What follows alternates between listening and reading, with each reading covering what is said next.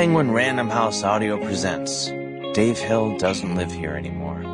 This is the author, Dave Hill, mentioned earlier. I totally wrote this book, which is great for me, and now I'm gonna read it to you. Not to brag, but this is me playing guitar in the background right now, and I know you're like, well, that sounds like several guitar players, and well, that's mostly a testament to my abilities, is what you're hearing. Anyway, it's not that hard. I just thought it'd be like sort of a nice, tasteful thing to have in the background while just, sort of kick this audio book off, and, then I'll stop playing, once we start with the actual book, which is gonna happen, seriously, any second. But real quick, check this out.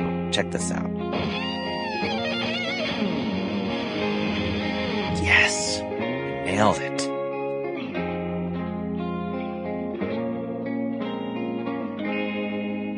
That's pretty sweet.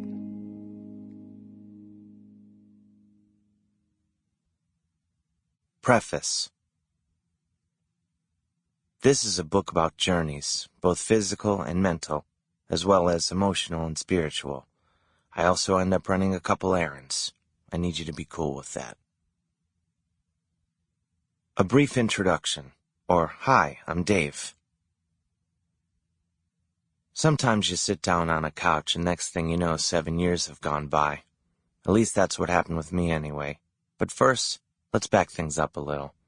Hi, how are you? I'm incredible. Thank you so much for asking. And thank you for listening to my audiobook. It is my second.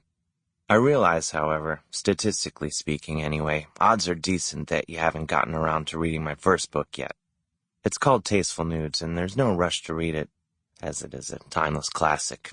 Take your time. When you're ready, it'll be there for you.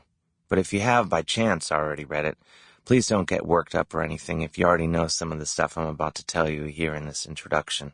It'll be over soon enough, and then you can jump into this literary adventure with both feet. Anyway, if you haven't read that book, though, I should probably bring you up to speed so neither of us gets completely lost. Not unlike the time my friend Kevin made me go see Hellbound, Hellraiser 2 with him, even though I hadn't seen the first Hellraiser movie. Why does that guy have nails for hair? I asked him. Shut up, Kevin whispered. I'm trying to watch the movie. I was totally confused for over an hour and a half, and there was nothing I could do about it because he drove. Anyway, my name is Dave, and I come from the mean streets of Cleveland, the Paris of northeastern Ohio, and you can ask anyone. Technically, I'm from the suburbs, which, the more I think about it, aren't necessarily all that mean, but trust me on this one, they can get pretty irritable sometimes, which is something, and I'll take it. Specifically, I'm from a town called University Heights, or the City of Beautiful Homes, as it is referred to on all the signs coming into town, and I imagine on most official stationery, partly because it's true, but probably also because all the other cool town slogans were already taken. I come from a pretty regular family, I suppose. We never wore ascots to dinner, served to us by uniformed maids struggling to balance fancy silver platters or anything. And when it came time for tennis lessons, I had to take group lessons instead of getting the one-on-one attention I so desperately needed. A situation that enraged me at the time, but is now something I would like to think has helped make me the man I am today. A guy who understands that when it comes time to face off against the big ball machine of life, we should each get a turn to flail away with all our might.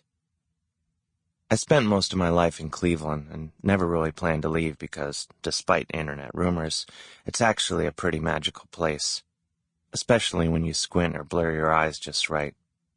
But one day back in 2003, I decided to go visit some friends in New York City and never left.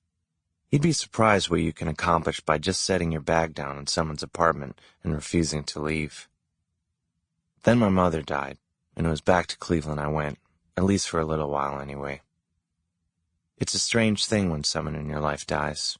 There's the sadness and grief, of course, and also the mammoth disbelief that comes with any great loss. But all of that was multiplied times roughly 1 billion when my mother died.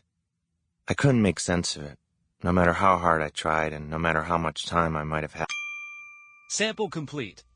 Ready to continue?